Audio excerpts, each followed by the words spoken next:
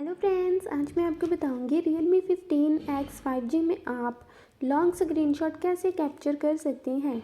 तो चलिए फ्रेंड्स, बिना किसी देरी के वीडियो स्टार्ट करते हैं। तो इसके लिए आपको सबसे पहले जहां पर भी लॉन्ग स्क्रीनशॉट कैप्चर करना है आपको वहां पर चले जाना है। जैसे कि मैं यहाँ पर सेटिंग्स में चली जाती हूँ।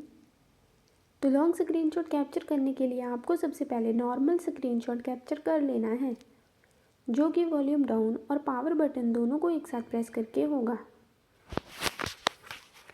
तो ये मैंने नॉर्मल स्क्रीनशॉट कैप्चर कर लिया है और इसके नीचे आपको स्क्रॉल की ऑप्शन मिलेगी।